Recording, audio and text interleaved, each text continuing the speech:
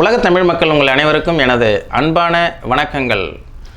2019ஆம் ஆண்டு இனிய புத்தாண்டு நல்வாழ்த்துக்கள். சிம்ம ராசி நேயர்களே, உங்களை இந்த நிகழ்ச்சியில் சந்திப்பதில் நான் பெருமகிழ்ச்சி அடைகிறேன். காரணம், பல நிகழ்ச்சிகளிலேயே இந்த சிம்ம ராசியை பொறுத்தவரை உங்களுடைய குணங்கள், குறைகள் இது எல்லாமே நான் அப்லோட் பண்ணியிருந்தேன். ஆனால் சிம்ம ராசி குறைகளெல்லாம் அந்த அளவுக்கு யாரும் பார்க்கல. ஏன்னா அவர்கள் எப்பொழுதுமே சிம்ம ராசிக்காரர்கள் தன்னுடைய குறைகள் அப்படின்னு சொன்னால் யாரும் பிடிக்காது அவங்களுக்கு. அதனால தான் சிம்ம ராசிக்காரங்கள்ட்ட யாரும் குறைகள் சொல்லக்கூடாது. அதே மாதிரி உங்கள்கிட்ட கோவப்படக்கூடாது. சிம்மத்தானுடன் செருக்கேல்ங்கிறது பழமொழி. அப்போ சிம்ம ராசிக்கு ஏன் அந்த குறைகளை அந்த வீடியோவை அதிகமாக நீங்கள் பார்க்கல அப்படின்னு நான் ஆராய்ச்சி பண்ணுவேன். ஏன்னா நான் ஒரு ரிசர்ச் ஓரியன்ட் அஸ்ட்ராலஜர்னு சொல்கிறத விட மனப்பகுப்பாய்வாளர். மனப்பகுப்பாய்வு என்றால் என்ன? நமக்கு தெரியாத சில விஷயங்களை இந்த ஜோதிடத்தின் வாயிலாக நாம் தெரிந்து கொள்வது, அதை நான் உங்களுக்கு உணர்த்துவது, அவ்வளோதான். உங்களுக்கு மேக்ஸிமம் அட்வைஸ் தேவையில்லை சார். அதனால் நீங்கள் அதிகமாக அதை பார்க்கல. ஏன்னா நீங்கள் உங்களுடைய செயல்பாடுகளை திறம்பட செயல்படுத்தக்கூடிய, திறம்பட செய்யக்கூடிய மனிதர். நீங்கள் 100 பேருக்கு வேலை கொடுப்பீங்க. உங்களுக்கு தைரியம், அசாத்தியமான தைரியம். நீங்கள் 1000 பேருக்கு பஞ்சாயத்து பண்ணக்கூடிய மனிதர். நீங்கள் 4 பேருக்கு அட்வைஸ் பண்ணக்கூடியவங்க. நீங்கள் 4 பேருக்கு வாழ்ந்து காட்டி வாழ்வதற்கு வழிகாட்டியாக இருக்கக்கூடியவர்கள். அப்போது ரோல் மாடலாக இருக்கக்கூடிய மனிதர்கள். நான் உங்களை போய் சிம்ம ராசியினுடைய குறைகள்னு வீடியோவில் போட்டேன்னா அது எப்படி நீங்கள் அதிகமாக பார்ப்பீங்க? ஆக அது தவறில்லை. அதாவது எந்த ஒரு விஷயங்களையும் நாம் ஏற்றுக்கொள்ள வேண்டும். அதே மாதிரி அதை ஆய்வு செய்ய வேண்டும். என்னை பொறுத்த வரைக்கும் நான் சிம்மத்தை ஆய்வு நிறைய செஞ்சுருக்கேன். என்னுடைய நண்பர்கள், என்னுடைய பிரதர்ஸ், சகோதரர்கள், அதே மாதிரி நிறைய பேர்கள் சிம்ம ராசிக்காரங்க இருக்காங்க. அவங்களோட பழகி இருக்கும், உறவினர்கள்லாம் இருக்காங்க. இந்த சிம்ம ராசி பொதுவாக இந்த மாதிரி கோச்சார ரீதியாக இது இங்கே இருக்குது, அங்கே இருக்குது, இந்த கிரகம் எனக்கு நல்லது கொடுக்கும், இப்போ குரு பயிற்சி எனக்கு மேன்மை கொடுக்கும்னா எதிர்பார்த்துட்டு காத்திருக்கிறதே கிடையாது. நீங்கள் பாட்டுக்கு உங்களுடைய செயல்களை எடுப்பீங்க. அந்த எடுத்து அந்த வெற்றி பெறுற வரைக்கும் விடாமுயற்சியோடு செயல்படுவீங்க. அதே மாதிரி உங்களை நம்பி வந்த வேலைக்காரர்களுக்கு வேலை கொடுப்பீங்க. அந்த வேலைக்காரர்களுக்கு ஒரு பிரச்சனைனாக்கா முன்னாடி நின்று அவங்களுக்கு உதவி செய்வீங்க. இப்படியெல்லாம் போய்கிட்டு இருக்கும்பொழுது உங்களுடைய தாரக மந்திரம் என்ன அப்படின்னா உண்மை, உழைப்பு, உயர்வு. அதில் ஏன் போய் ஜோசியம் அது இதுன்னு பார்த்துக்கிட்டு இன்னும் இருப்பீங்க? பரவாயில்ல, அப்படியே கண்டினியூ பண்ணுங்கள். ஏன்னா வெற்றி தான் முக்கியம். நாம் எல்லாம் வெற்றி பெற பிறந்தவர்கள். வெற்றி பெற முடியாதவர்களுக்கு தான் ஜோதிடம். அதனால் அந்த நிகழ்ச்சியில் இதில் வெற்றி பெற முடியாதவர்கள் இருந்தீங்கன்னா இந்த நிகழ்ச்சியை தொடர்ந்து பாருங்கள். இல்லைன்னா இதை க்ளோஸ் பண்ணிவிட்டு வெளில போயிருங்க. ஏன்னா நீங்கள் பாட்டு உங்கள் டயத்தை நீங்கள் வேஸ்ட் பண்ணுறீங்க. சிம்மராசி உங்கள் வேலை முக்கியம், அது உங்களுக்கு தொழில் முக்கியம், உங்களுக்கு எல்லாம் தெரிஞ்சிருக்கு, எல்லாம் கரெக்டாக போய்கிட்டு இருக்கு, எதுவுமே நமக்கு தேவையில்லை. அப்படிங்கும்பொழுது நாம் இது மாதிரியான ஜோதிட விஷயங்களுக்குள்ளார வராமல் வெளியாகிக்கலாம். இதில் உத்திர நட்சத்திரம் இருக்காங்க. அவங்க கொஞ்சம் ராகு திசையெல்லாம் ஃபேஸ் பண்ணிகிட்டு இருப்பாங்க. சிம்மராசி அவங்களாம் தான் அந்த நிகழ்ச்சியை பார்க்கணும். அந்த ராகு திசையில் நிறைய ஏமாந்து போகிறத பற்றி யோசிக்கணும். மக நட்சத்திரம் இருப்பாங்க. எதுலேயும் பர்ஃபெக்டாக நான் செயல்படுவேன், எனக்கு எதை பற்றியுமே கவலை இல்லை. அவங்க சின்ன வயசுலேயே சுக்கிர திசை வந்துடுது. பாருங்க, ஒரே ராசி தான். உத்திர நட்சத்திரத்தில் பிறந்தவங்க சுக்கிர திசையை பார்க்க முடியாது பால்யத்தில்.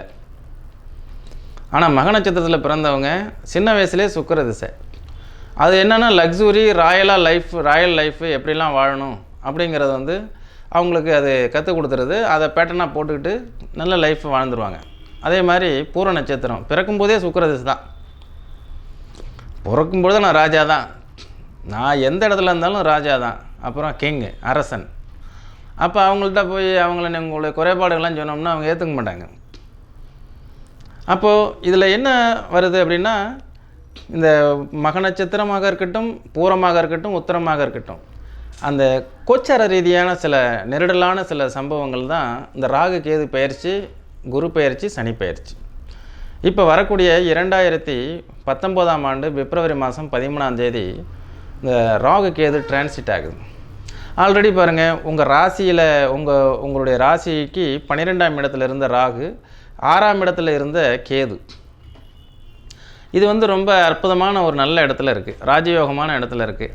அப்போ நான் போன டைம் இந்த ராகு கேது பயிற்சிகளுக்கு என்ன பலன் சொல்லியிருப்போம்னா, உங்களுக்கு ரொம்ப அற்புதமாக இருக்கும், நல்ல முன்னேற்றகரமாக இருக்கும், நல்ல மேன்மை கொடுக்கும் அப்படின்னு.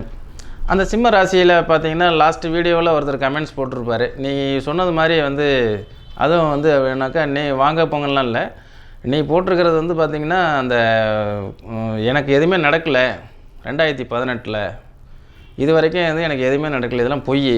அப்போ என்ன ஆகுன்னா அவருக்கு தான் ஜோசியம் அவசியம்.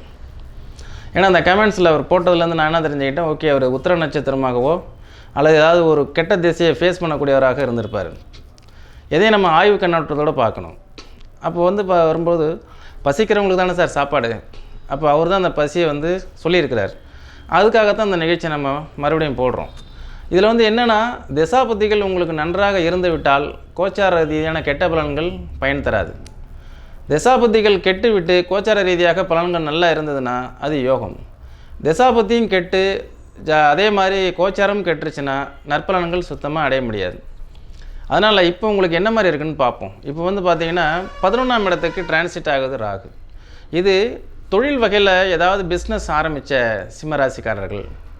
ஏன்னா இவங்க பெரும்பான்மையாக மெஜாரிட்டியாக வந்துங்க அடிமை வேலைக்கு போக மாட்டாங்க. அதே மாதிரி வந்து சொந்தமாக தான் பிஸ்னஸ் பண்ணுவாங்க. அல்லது பெரிய பெரிய கார்ப்பரேட் நிறுவனத்தில் வந்து உயர் பதவிகளை வகிப்பாங்க. பெரிய பெரிய நிறுவனங்களில் ஓனருக்கு அடுத்த நிலையில் இருப்பாங்க. அதே மாதிரி ஓன் பிஸ்னஸ் ஏதாவது சொந்தமாக ஆரம்பித்து அதில் பெனிஃபிட் இல்லாமல் தவிச்சிக்கிட்டு இருந்தவங்களுக்கு இந்த 11ஆம் இடத்துல ராகு வர்றது ரொம்ப விசேஷம். எப்படியா இருந்தாலும் அவங்களுக்கு நல்ல ஒரு லாப மேன்மைகளை அது கொடுத்துரும். அந்த 6ஆம் இடத்துலேருந்து 5ஆம் இடத்துக்கு வரக்கூடிய கேது, 5ஆம் பாவம்ங்கிறது நம்மளுடைய அறிவு, புத்தி, ஞானம். இது வந்துங்க தனுசு ராசியில் கேது சஞ்சாரம் செய்யும் பொழுது அது கோதண்ட ராகு கோதண்ட கேதுன்னு ஒன்று சொல்லுவாங்க. அது ஏன் சொன்னாங்க அப்படின்னா, கோதண்டம்னா தனுசு, வில் அம்பு. அதனால் அந்த தனுசு ராசி தான் 12 ராசிகள்லேயே மிகவும் நல்ல ராசி என்று சொல்லப்படுகிறது. ஏன்னா அந்த ராசி வந்து குருவினுடைய மூலத்திரிகோண ராசி. அந்த இடத்துல சிம்ம ராசிக்காரங்களுக்கு சனியும் இருக்குது, கேதும் இருக்குது. அந்த வீட்டில் இருந்ததுனால அவர்களுக்கு அது நன்மை செய்யக்கூடியதாக அமையும். அப்போ வந்து இந்த ராகு கேது பயிற்சியில் கேது வந்து இவங்களுக்கு நன்மையை செய்யும், கெடுதல் செய்யாது. அதே மாதிரி 11ஆம் இடத்துல இருக்கக்கூடிய ராகுவாகப்பட்டது இது நாள் வரைக்கும் தொழிலையோ பிஸ்னஸில் லாபத்தை எதிர்பார்த்து காத்திருந்தவர்கள், அதே மாதிரி வேலையில் முன்னேற்றங்களும் ப்ரமோஷனும் பதவி உயர்வு சம்பளம் அதிகரிக்கும் இன்க்ரிமெண்ட் அதிகமாக எதிர்பார்த்து காத்திருந்தவர்கள், அதுபோக புதுசாக பிஸ்னஸ் ஆரம்பிக்கலான்னு சொல்லி அதில் தடைகள் இருந்தவங்க அவங்களுக்கு இனி தடைகள் நீங்கும். அதே மாதிரி லோன்லாம் எதிர்பார்த்துருந்தவங்க, கடனை எதிர்பார்த்துருந்தவங்க அவங்களுக்கு இதெல்லாம் ஏற்படுறதுக்கு வாய்ப்புகள் உண்டு. ஏன்னா அவங்களுக்கு 4ஆம் இடத்துல குரு. அந்த குரு வந்து வீடு கட்டுறதுக்கூடிய லோனு, வாகனம் வாங்குறதுக்கு உண்டான லோனு, இப்படி ஏதாவது வந்து இவங்களுக்கு அதை ஏற்படுத்தி கொடுக்கும். அந்த குரு வந்து 4ஆம் பாவகத்தில், அதாவது ராசிக்கு 4ஆம் பாவத்தில் இருக்கும்பொழுதுங்க இந்த வீடு மாறுறது, வாகனம் மாற்றுறது, வீடு கட்டுறது, இதெல்லாம் ப்ராக்டிக்கலாக என்னுடைய அனுபவத்தில் நான் பார்த்த வரைக்கும் நடந்திருக்குங்க. இந்த ராகு கேதுவினுடைய பயிற்சியிலையும் இந்த ராகு நல்ல இடத்துக்கு மூமெண்ட்ஸ் ஆகிருக்கிறதுனால இந்த வருஷம் 2019 சிம்ம ராசிக்கார சகோதர சகோதரிகள் உங்கள் அனைவருக்கும் ஒரு நல்ல முன்னேற்றகரமான வருஷமாக இருக்கும். ஒருவேளை அந்த பாய் வந்து பண்ணியிருந்தார் இல்லையா, ஒரு பையன், அதாவது வந்து எதுவுமே நடக்கலை, நீ சொன்னதே நடக்கலைன்னு, அப்போ கெட்ட திசைகள் நடக்குதான்னு பார்க்கணும். உங்கள் லக்னத்துக்கு ஆப்போசைட்டான திசைகள் நடந்ததுன்னா எதுவுமே நடக்காது, எல்லாமே ஷடவுன் ஆகும். அந்த மாதிரி நேரங்களில் இப்போ வந்து நீங்கள் இந்த கோச்சார பலன்கள் பார்த்திங்கன்னா இப்போ வந்து புதனுக்கு வந்துருச்சு, சுக்கிரனுக்கு வந்துருச்சு, அதே மாதிரி வந்து செவ்வாய்க்கு வந்துருச்சு, இதெல்லாம் சொல்லிகிட்டு இருக்கிறாங்க. அப்படியெல்லாம் வந்து பலன்களை வந்து மிகைப்படுத்தி எடுத்துகிட்டு போகாதீங்க. நார்மலாக உங்களுக்கு திசாபுத்திகள் நல்லா இருக்கான்னு பாருங்கள். ஒரு குரு பயிற்சி, ஒரு சனி பயிற்சி, ஒரு ராகு கேது, சரிங்களா? குரு தான் முதன்மையானது, அடுத்தது சனி, சனிக்கு அடுத்தது கடைக்கோடியாக ராகு கேது சில மாற்றங்கள் சலனங்களை உருவாக்கக்கூடியது. இதை மட்டும் பாருங்கள், மற்றதெல்லாம் சூரிய பயிற்சியெல்லாம் பார்த்துக்கிட்டு இருக்காதீங்க. ஆக அந்த வகையில் உங்களுக்கு வந்து இப்போ ராகு நல்ல ஒரு லாபத்தில் இருக்குது. அப்போ நீங்கள் உங்களுக்கு திசையும் ராகு திசையோ ஏதாவது நடந்து அந்த ராகு உங்கள் ஜாதகத்தில் ஒரு நல்ல இடத்துல இருந்ததுன்னு வச்சிங்களேன், அந்த நேர காலகட்டத்தில் நீங்கள் என்ன செய்யலாம், அப்போ ராகுக்கு உரிய ஃபீல்டில் ஈடுபடணும். ராகுக்கு உரிய தொழில்கள், ரெஸ்டாரண்ட், அதே மாதிரி மதுபான விடுதிகள், அதுக்கப்புறம் வந்துட்டு இந்த மாதிரியான பொருட்கள், மனிதர்கள் பயன்படுத்தக்கூடிய பொருட்கள், லாகிரி வஸ்துக்கள், அதுக்கு அடுத்தது பார்த்திங்கன்னா கெமிக்கல்ஸ், அதுக்கு அடுத்தது பார்த்திங்கன்னா அந்த வளர்ப்பு கோழிகள், இந்த மாதிரி ஆடுகள் மாடுகள், ஆடு சார்ந்தது இந்த மாதிரி விஷயங்கள். இந்த ராகு அப்படிங்கிறது திசையில் இதெல்லாம் நல்ல பெனிஃபிட்.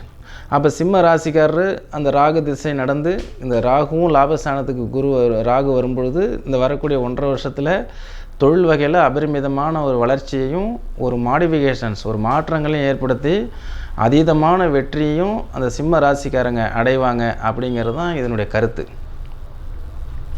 எனவே இந்த ராகு கேது பெயர்ச்சியில் இதுவரைக்கும் உங்களுக்கு 6ஆம் பாவகத்தை வேணால் இந்த ருணரோக சத்ருன்னு ஒன்று சொல்லுவோம். கெட்ட கிரகங்கள் இருந்தால் நன்மை தான், இருந்தாலும் உடம்பில் ஏதாவது நோய் நொடிகள் இருந்து ஸ்கின் சம்மந்தப்பட்ட அலர்ஜி, தோல் சம்மந்தப்பட்ட நோய்கள்லாம் ஏதாவது அவங்களுக்கு இருந்திருந்ததுன்னா, விஷக்கடி, இந்த மாதிரி விஷப்பூச்சிகள் இதெல்லாம் சொல்கிறோம்ல, அது மாதிரி இருந்ததுன்னா அது இனி ரெக்கவர் ஆகும், இவங்களுக்கு அது குணமாகும். எப்போதுமே ராகு திசையில் நடக்கும் பொழுதும் ராகு சார்ந்த திசைகளில் ஏதாவது நமக்கு டிசீஸ் ஸ்கின் சம்மந்தப்பட்டதெல்லாம் வரும்.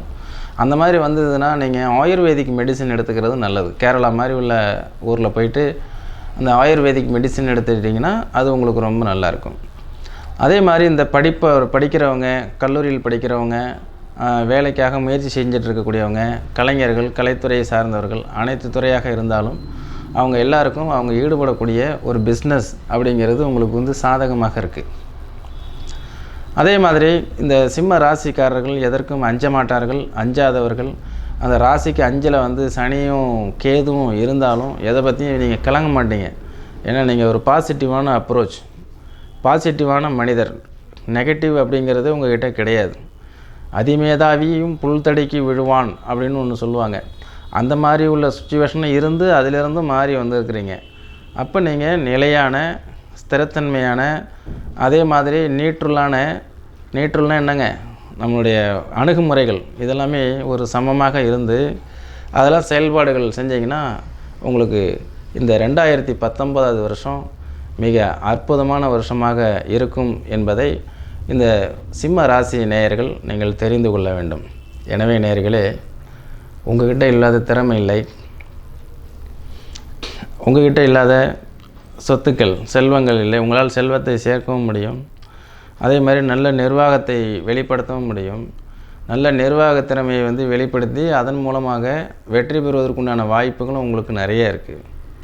அதனால் இந்த ராகு கேது பயிற்சி, குரு பயிற்சி, சனி பயிற்சி எல்லாம் பார்த்துக்கிட்டு முழுமையாக அதனுடைய பலன்கள் சொல்கிறதெல்லாம் கேட்டுக்கிட்டு அதன்படியே நீங்கள் செய்ய மாட்டீங்க. உங்களுக்குன்னு ஒரு மைண்ட் இருக்கும், அந்த மைண்டு ரொம்ப ஸ்ட்ராங்காக இருக்கும். அதில் நீங்கள் இந்த வருஷம் நல்லா செயல்படுங்க. நான் அதுதான் உங்களுக்கு ஊக்கம் கொடுக்குறேன். அதை விட்டுவிட்டு நீங்கள் அப்படி ஆகிடுவீங்க இப்படி ஆகிடுவீங்களாம் நான் சொல்லலை. ஏன்னா கிரகங்கள் சாதகமாக இருக்கும்போது செயல்படணும். கிரகங்கள் எப்போல்லாம் நமக்கு சாதகமாக இருக்கிறதோ அப்போல்லாம் நம்ம நம்மளுடைய திறமையை வெளிப்படுத்தாமல் விட்டுட்டோம்னா காற்றுள்ள போதே தூற்றிக்கொள்னு சொன்னாங்கல்ல, அது மாதிரி இந்த சிம்ம ராசிக்காரங்க இந்த வருஷத்தில் நிறைய விஷயங்களை நீங்கள் சாதிக்கலாம். அதே மாதிரி பல முயற்சிகள் எடுத்து அதில் சில தடை தாமதங்கள், ஏன்னா அந்த சனி பயிற்சி இருக்குது இல்லைங்களா, அது கடந்த 1.5 இயர்ஸ் போயிடுச்சு, இன்னும் 1 இயர் பேலன்ஸ் இருக்குது.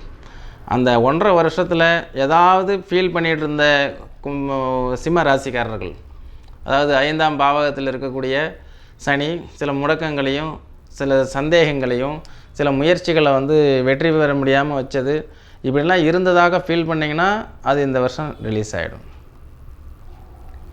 ஆக அதே மாதிரி அந்த சிம்ம ராசிக்கு 11ஆம் பாவகம் அப்படி இருக்கக்கூடிய ராகு தொழில் வகையில் அதிவேகமான ஒரு லாப முன்னேற்றத்தையும் ஒரு நல்ல மேன்மையும் அடைவதற்குண்டான காலங்களும் உங்களுக்கு இப்போ சாதகமாக இருக்குது. அதே மாதிரி கோதண்ட கேது என்று சொல்லக்கூடிய இடத்துல கேது இருக்கிறதுனால புத்திரத்தடையெல்லாம் எடுத்துக்கக்கூடாது. ஏன்னா குழந்தை பாக்கியங்கிறது உங்கள் லக்னத்தை வச்சு பார்க்கணும். இந்த ராசியிலேருந்து என்ன தெரிஞ்சுக்கணும் அப்படின்னா, சிலர் குழந்தை பேறுகளை தள்ளி போடுவார்கள். ஏன்னா கேதுங்கிறது கொஞ்சம் டிஸ்டன்ஸ் மெயின்டைன் பண்ணுறது, தடை ஏற்படுத்துறது. சில குழந்தைகள் என்ன செய்வாங்க, ஒரு சிலர் தள்ளி போடுவாங்க, அப்புறமா பார்த்துக்கலாம், அடுத்த வருஷம் பார்த்துக்கலாம். அது நல்ல விஷயம், அது அவங்களுடைய விருப்பம். அதே மாதிரி பூர்வீகம், பூர்வ புண்ணியம், இப்போ நீங்கள் குலதெய்வத்தினுடைய அனுகிரகத்தை பெற வேண்டிய ஒரு சரியான காலகட்டம் எது அப்படின்னா சிம்ம ராசிக்கு இதான். ஏன்னா அந்த ராகு கேது பயிற்சியில் வந்து உங்கள் ராசிக்கு 5ஆம் பாவகத்தில் இப்போ கேது போயிட்டுருக்கு. ராசிக்கு 5ல் கேது போகும்போது என்ன செய்யணும்னா நம்ம குலதெய்வத்தை போய் வழிபாடு செய்யணும். யாராக இருந்தாலும், அதாவது இந்து மதத்துக்குன்னு இல்லை, அவங்கவுங்களுக்கு ஒரு கடவுள் இருக்கும், ஒரு குலக்கடவுள் அல்லது குடும்ப கடவுள்னு இருக்கும், இந்து மதத்தில் இருக்கும். மற்ற மதத்தவர்கள் அப்படின்னு வரும்போது நம்ம குலதெய்வத்தினுடைய ஆய்வுகளை செய்வதில்லை. ஏன்னா 5ஆம் பாவங்கிறது முன்னோர்கள்னு சொல்லி வந்துடும். அப்போ அவங்க ப்ரே பண்ணிக்கலாம், அவ்வளோதான். இப்போ கிறிஸ்டின்லாம் பார்த்திங்கன்னா கல்லறை திருநாள்னு இருக்கும், முன்னோர்களை நினைவு கூறக்கூடிய நாள்னு வருஷத்தில் ஒரு நாள் பொதுவாக அவங்க சட்டம் வச்சுருப்பாங்க. அது மாதிரி இப்போது இந்து மதத்தில் வந்து இந்த 5ஆம் பாவகத்தில் தொடர்போடு சொல்லுவோம். 5ஆம் பாவகத்தில் ராகு, கேது, சனி, குரு இந்த மாதிரிலாம் வரும்பொழுதுங்க, அப்போ முன்னோர்களை பற்றி நினைக்கணும். அப்போ முன்னோர்கள் தான் நம்மளுடைய குலதெய்வமாக ஆக்கப்பட்டிருக்காங்க. ஏன்னா நமக்கு 3 தலைக்கட்டுக்கு மேலே முன்னோர்களுடைய பேரும் தெரியாது, ஊரும் தெரியாது, யாருன்னு தெரியாது. 3 தலைக்கட்டு வரைக்கும் தெரிஞ்சு வச்சுப்பாங்க. அதனால் அதுக்கு முன்னோர்கள் உள்ளவங்களை வந்து நம்ம குலதெய்வமாக பார்க்குறோம். அதனால் நமக்குன்னு ஒரு குலதெய்வத்தை முன்னோர்கள் வகுத்து வச்சாங்க, அவங்கள வழிபாடு செஞ்சாலே போதுமானது. அதெல்லாம் வந்து இப்போ இந்த சிம்ம ராசிக்காரங்களுக்கு இப்போ போய் தேடி போய் வழிபாடு செய்யக்கூடிய இது ஒரு காலம். அதே மாதிரி 4ஆம் பாவகத்தில் இருக்கக்கூடிய குரு பயிற்சியினுடைய பலன்கள் நான் போன வருஷம் சொல்லியிருந்தேன். மறுபடியும் வந்து வீடு ஆல்ட்ரேஷன் பண்ணுறது, இந்த மாதிரியான வேலைகள்லாம் எடுத்து செய்யலாம்.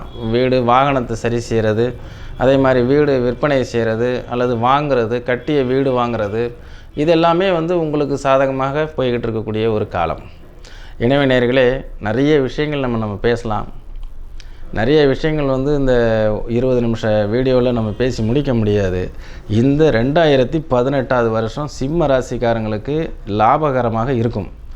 ஆனால் அவங்க எடுக்கக்கூடிய எஃபோர்ட், முயற்சியை பொறுத்து, நல்ல திசாபுத்தி நடந்து நல்ல தொழில் வகையில் நல்ல அவங்க வந்து முயற்சி எடுத்தாங்கன்னா வெற்றி நிச்சயம்.